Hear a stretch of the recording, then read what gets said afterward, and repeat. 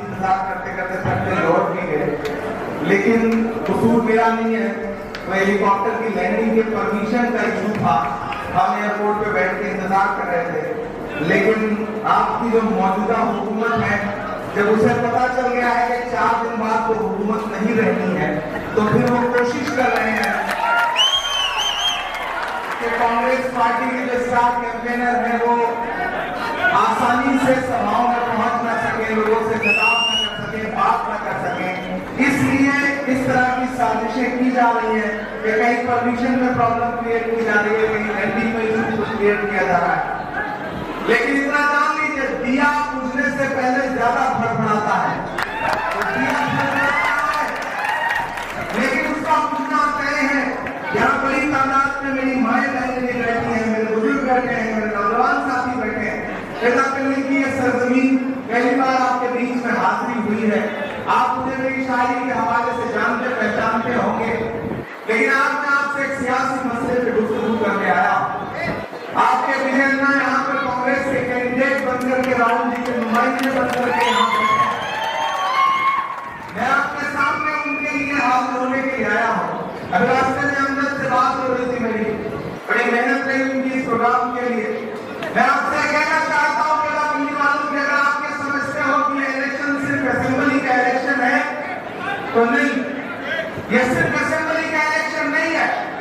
अगर आपको लगता है कि 30 नवंबर को अपने घर से बाहर निकलेंगे और आप ईवीएम का बटन दबा करके सिर्फ तेलंगाना में हुकूमत बदलेंगे, तो नहीं, सिर्फ इतना नहीं है, मकसद इससे बड़ा है, हमारी कोशिश इससे कहीं ज्यादा है।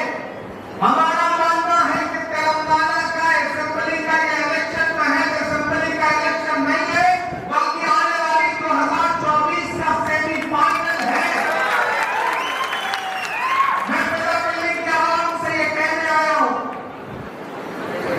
और खास तौर से अपने साथियों से कहने आया हूं कि पिछले 2 बार यानी कि 10 साल आपने केसीआर को मौका दिया। केसीआर ने आपसे वायदे किए, आपसे वादा किया 12% रिजर्वेशन का, आपसे वादा किया डबल बेडरूम का, आपसे वादा किया शादी मुबारक का, आपसे वादा किया और आपकी जमीनों के तहफ्फुज़ का। लेकिन मेरा मानना है कि इस देश में नरेंद्र मोदी को झूठ के मामले में कोई टक्कर दे सकता है तो केसीआर दे सकते हैं। नरेंद्र मोदी जी ने जुमला दिया 15 लाख का, केसीआर ने जुमला दिया 12% रिजर्वेशन का। दोनों जुमलेबाज हैं। अपनी आंखों से केसीआर की मोहब्बत का चश्मा उतार दीजिए। मैं देश की पार्लियामेंट में बैठता हूं, मैं मेंबर ऑफ पार्लियामेंट हूं, मैंने देखा है कि जब जब नरेंद्र मोदी को जरूरत पड़ती है, केसीआर उनकी चौखट पर खड़े हुए नजर आते हैं।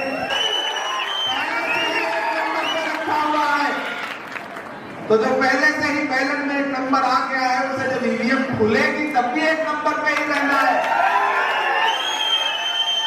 मैं ईवीएम के साथियों आपसे एक बहुत संजीदा बात कहना चाहता हूं। हवा का रुख बदल चुका है तेलंगाना में, हवा का रुख बदल चुका है और हवा के बदलते हुए रुख को सबसे पहले जानते हैं कौन महसूस करता है?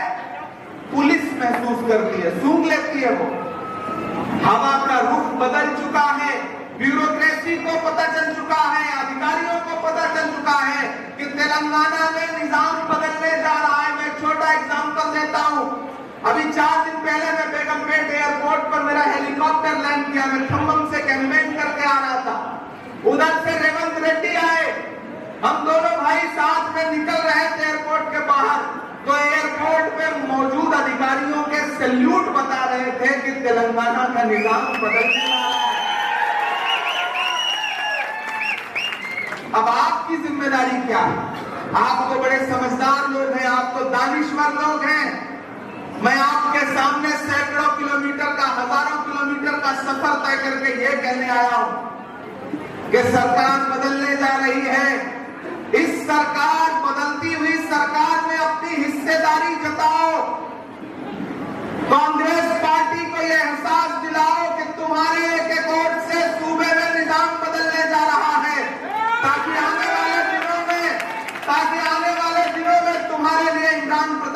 खड़ा होकर लड़ सके, शब्बीर तुम्हारे लिए लड़ सके, अजमदीन तुम्हारे लिए लड़ सके। समझदारी के साथ वोट देना, हिकमत के साथ वोट देना सबसे अच्छी हिकमत अमली है। और मैं एक बहुत बड़ी बात आपसे कहना चाहता हूं कि अरे आप तो वो लोग हैं जो इस बात पर ईमान रखते हैं कि मजदूर का पसीना सूखने से पहले उसकी मजदूरी दे दी जाए। ईमान रखते हैं ना इस बात पर? रखते हैं ना इस बात पर ईमान कि मजदूर का पसीना सूखने से पहले उसकी मजदूरी दे दी जाए? हमारे बुजुर्गों का, हमारे पुरखों का कौल है। तो बस मुझे एक बात आपसे कहनी है कि चले जाइए एक साल पीछे, याद करिए 6 सितंबर 2022 का वो दिन कि जब कन्याकुमारी में समंदर के साहिल पर एक शख्स खड़ा होकर के कह रहा था कि नफरत छोड़ो भारत जोड़ो, मैं हिंदुस्तान से नफरत कम करने के लिए निकल रहा हूं। और वो कितने किलोमीटर चला नफरत कम करने के लिए? 4000 किलोमीटर पैदल चला वो शख्स। मैं उनके साथ चल रहा था, कंधे से कंधा मिला करके।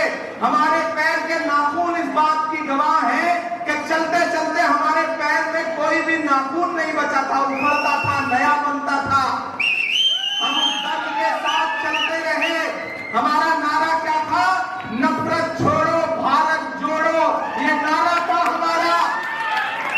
मुझसे किसी पत्रकार ने कहा कि इमरान साहब आप तो शायर हैं, आप राहुल गांधी के साथ कंधे से कंधा मिला के चल रहे हैं, आप क्या कहेंगे? मैंने कहा मैं अपनी आंखों के सामने हिंदुस्तान की सड़कों पर इतिहास बनते देख रहा हूं और बस इतना कहूंगा कि जो हर जालिम से टकराएगी वो आंधी बनाऊंगा, जो हर जालिम से टकराएगी वो आंधी बनाऊंगा। नए अंग्रेज आए हैं, नया गांधी बनाऊंगा। पेरापल्ली वालों वो नफरत कम करने के लिए कितना चलता रहा? 4000 किलोमीटर। वो आया था शख्स आपके तेलंगाना भी, इन्हीं सड़कों पर चला था वो शख्स। नफरत के सबसे ज्यादा शिकार कौन है इस मुल्क में? कौन है इस मुल्क में सबसे ज्यादा नफरत का शिकार? हम हैं, आप हैं। सड़कों पर एक भीड़ कब किसे मार दे कोई पता नहीं है। उस नफरत के कम होने का सबसे बड़ा फायदा किसको है, ये कभी सोचा है आपने? मैं उस बुनियाद पर आपसे कहने आया हूं कि अभी राहुल गांधी के पैर के छाले सूखे नहीं हैं। आप तो इस बात पर ईमान रखते हो ना कि मजदूर का पसीना सूखने से पहले उसकी मजदूरी उसे दे देनी चाहिए। मैं गुजारिश करने आया हूं कि आपका 30 नवंबर को दिया गया एक वोट सिर्फ विजय अन्ना को नहीं जाएगा, राहुल गांधी को जाएगा, इमरान प्रताप नहीं को जाएगा, मल्लिकार्जुन खड़गे को जाएगा, प्रियंका गांधी को जाएगा, रेवंत रेड्डी को जाएगा। मैं ये आपसे कहने आया हूं पेदापल्ली वालों कि 30 नवंबर को अपने घरों से बाहर निकलिए। और वो जो दिल्ली में बैठ के कहते हैं कि कांग्रेस ने 70 साल में दिया क्या, बनाया क्या, इधर ये जो हैदराबाद में बैठ के कहते हैं कि बताओ कांग्रेसियों तुमने 70 साल में क्या दिया। अरे राहुल गांधी 4000 किलोमीटर चले, लेकिन कभी आपके मसलों पे केसीआर 4 कदम चले हैं? मैं सिर्फ 4 कदम की बात कर रहा हूं। अपने घर से बाहर नहीं निकले, फार्म हाउस से बाहर नहीं निकलते, बंगले से बाहर नहीं निकलते। आपके असेंबली की सड़कें ऐसी हैं कि गड्ढे में सड़क है या सड़क में गड्ढा है, आप अंदाजा ही नहीं लगा सकते। आप अपनी असेंबली की सड़कों पर चलिए तो आप तय नहीं कर सकते कि आप सफर कर रहे हैं या आखिरी सफर कर रहे हैं। डेवलपमेंट के नाम पे आपके एमएलए ने सिर्फ अपना घर भरा है। इसलिए कह रहा हूं कि ये बदलाव का वक्त है। हमारे महाराष्ट्र के चेयरमैन माइनॉरिटी डिपार्टमेंट के वजाहत मिर्जा साहब यहाँ पे लगे हैं, एमएलसी भी हैं, वक्फ बोर्ड के चेयरमैन भी हैं, हमारे साथी हैं, ये हमारे साथ काम करते हैं। मैं माइनॉरिटी डिपार्टमेंट का नेशनल चेयरमैन हूँ। मैं इनसे दिन तबसरा कर रहा था कि पूरे मुल्क में औकाफ की जमीनें सबसे ज्यादा कहाँ हैं। तो इन्होंने मुझे बताया कि इमरान साहब तेलंगाना में 77,000 एकड़ जमीनें हैं, 77,000। मैंने कहा इतनी ज्यादा जमीनें? तो इन्होंने कहा लेकिन इसके आगे की बात सुनिए, तकरीबन 60,000 एकड़ जमीनें या तो लूट ली गई है या बेच दी गई है। आज अगर केसीआर से सवाल करो तो केसीआर ने वक्फ बोर्ड के ऑफिस पे ताला लगा दिया है, आप कागजात तक नहीं देख सकते। हमारे यहाँ के आबाओ अजदाद की जमीनें हैं, लेकिन आप उसका कागज तक नहीं देख सकते। मैं इसलिए कहने आया हूं मेरा दिल्ली वालों, ये इलेक्शन बहुत अहम इलेक्शन है। मैंने कहा ना, घर सजाने का तस्वुर तो बहुत बात का है, पहले ये तय हो के इस घर को बचाएं कैसे। आईन को बचाने का है, संविधान को बचाने का है, जमहूरियत को बचाने का है। इसलिए अपनी सोच का मकसद बड़ा करो। 30 नवंबर को घरों से बाहर निकलो। कभी नेताजी सुभाष चंद्र बोस ने कहा था कि तुम मुझे खून दो, मैं तुम्हें आजादी दूंगा। आज मैं यहाँ खड़ा होकर बात कह रहा हूँ, आज मैं यहाँ खड़ा होकर बात कह रहा हूँ कि 30 नवंबर को आप हमें तेलंगाना दीजिए, हम आपको 2024 में पलट के दिल्ली देंगे। ये आपसे हमारा वादा है, ये आपसे हमारा वादा है। अपने घरों के बाहर निकलिए, तेलंगाना के बदलाव के लिए वोट करिए। आप सब तो सोशल मीडिया चलाते हैं, व्हाट्सएप चलाते हैं, फेसबुक चलाते हैं। बस 2 एग्जाम्पल दे रहा हूं, केसीआर की रैलियां देख लीजिए और रेवंत रेड्डी की रैलियां देख लीजिए। केसीआर की रैलियों में लाए हुए लोग हैं, हमारी रैलियों में आए हुए लोग हैं। इसलिए मेरी माओ बहनों, खुसूसी तौर पे आपसे गुजारिश करने आया हूं। मुझे एक बात तो इस पूरे इलेक्शन में, मैं छत्तीसगढ़ में, मध्य प्रदेश में, राजस्थान में कैंपेन करते करते तेलंगाना आया हूं। मुझे तेलंगाना में जो एक बात सबसे अच्छी लगी कि हमने खवातीन में सियासी बेदारी बहुत देखी। अल्हम्दुलिल्लाह आपकी मौजूदगी जो है मुझे बताती है कि आप बहुत बेदार हैं।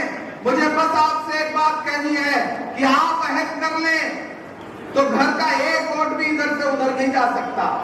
आप ये तय कर लें और उनसे कह दें, भाईजान से, हमारे भाईजान से उनसे कह दें कि अगर कांग्रेस को वोट देके नहीं जाओगे तो घर में खाना नहीं मिलेगा।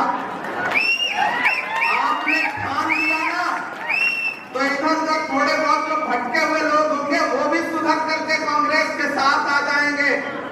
30 नवंबर को अपने घरों से बाहर निकलिए। आपने तकरीबन 4 घंटे मेरा इंतजार किया, मैं उसके लिए आपसे माफी चाहता हूं, लेकिन यकीन जाने में बहुत देर से मुंतजिर था कि मैं जल्दी से आपके इलाके के बीच में पहुंचूं। मैं बड़ा नाम सुनता था आपके शहर का, तो मेरी बड़ी ख्वाहिश थी, सोचा था कभी किसी मुशायरे में आऊंगा, लेकिन नसीब जब लेके आता है तभी आप आ सकते हैं, उससे पहले तो आप आ नहीं सकते। मैं आज आपके बीच में हाजिर हुआ हूं और आखिर में बस इतना कह रहा हूं कि विजय अन्ना को चुनाव जिताइए, हाथ के पंजे के सामने का बटन दबाइए। एक एक बटन जो पहले नंबर पर है, इन्हें जिताएंगे तो सिर्फ आप एमएलए नहीं चुनेंगे, आप सूबे की सरकार चुनेंगे। सूबे की सरकार बनाने के लिए वोट देने जाइए। और आखिर में जाते जाते नया पाने की चाहत में पुराना छूट जाता है। तुझे अपनाऊं तो मुझसे जमाना रूठ जाता है। मोहब्बत पढ़ने लिखने में बहुत आसान है, लेकिन मोहब्बत को निभाने में पसीना छूट जाता है। इतनी मोहब्बत देने, मैंने रुमाल की जरूरत नहीं, मैंने शेर तो ऐसे ही सुना दिया, बहुत शुक्रिया। मैंने पसीने से डरना, प्यास से डरना ये हम लोग की फितरत में नहीं है। इसी पसीने की बुनियाद पर तो हुकूमत बदलनी है। तो किसी बुजुर्ग ने कहा है कि जो पानी से नहाता है वो लिबास बदलता है, जो पसीने से नहाता है वो इतिहास बदलता है। इतिहास बदलने के लिए चल रहे हैं, हम चल रहे हैं बदलाव के लिए, तेलंगाना में बदलाव के लिए। हमारा मकसद छोटा नहीं है, हम सिर्फ एमएलए के लिए वोट मांगने नहीं आए हैं, हम आपसे ये कहने आए हैं कि तेलंगाना में कांग्रेस का चीफ मिनिस्टर बनाओ, हम दिल्ली में कांग्रेस का प्राइम मिनिस्टर बनाएंगे। हम आपसे पैदा करने वालों ये कहने आए, और मैं तो पूरे सूबे में जहां भी जा रहा हूं, तेलंगाना की आवाम से मुझे सिर्फ एक नारा सुनने को मिल रहा है, और वो इतना खूबसूरत नारा है कि मन हुआ मेरा कि मैं उसे शायरी में बदल दूं, मैं उसे नज्म बना दूं। तो मैंने छोटी सी नज्म कही, मैं आखिर में वो नज्म सुना दूं क्योंकि फिर मुझे वारंगल निकलना है। कि अब तो तेलंगाना की है यही पुकार, अब तो तेलंगाना की है यही पुकार। बाय बाय केसीआर, अब तो तेलंगाना की है यही पुकार। गाइस सभी लोग, मैं किसी का नाम नहीं ले सका, मैं माफी चाहूंगा क्योंकि इतनी आनंद फानंद में आया कि मैं किसी का नाम नोट करके ले भी नहीं सका कि मैं सबके नाम पुकारता। लेकिन आप सब कांग्रेस के समर्पित लोग हैं, मैं स्टेज पे मौजूद अपने एक एक साथी को, उनकी मौजूदगी को, उनकी खिदमत को सलाम करता हूं और नज़्म सुनाता हूं कि अब तो तेलंगाना की है यही पुकार। Bye bye KCR, bye bye KCR, बंद करो झूठ का ये अपना कारोबार। Bye bye KCR, bye bye KCR, अब तो तेलंगाना की है यही पुकार। कि लूट लिया तुमने ये पूरा तेलंगाना, सही कहा ना? लूट लिया तुमने ये पूरा तेलंगाना, झूठ मूठ का बनाओ ना बहाना। माला माल हो गए सब तेरे रिश्तेदार। Bye bye KCR, bye bye KCR, अब तो तेलंगाना की है यही पुकार। Bye bye KCR, bye bye KCR. पैदा करने वालों, अब मैं जो मिसरे पढ़ने जा रहा हूं बड़े सच्चे मिसरे हैं कि अब नहीं चल पाएगी मोदी जी से यारी।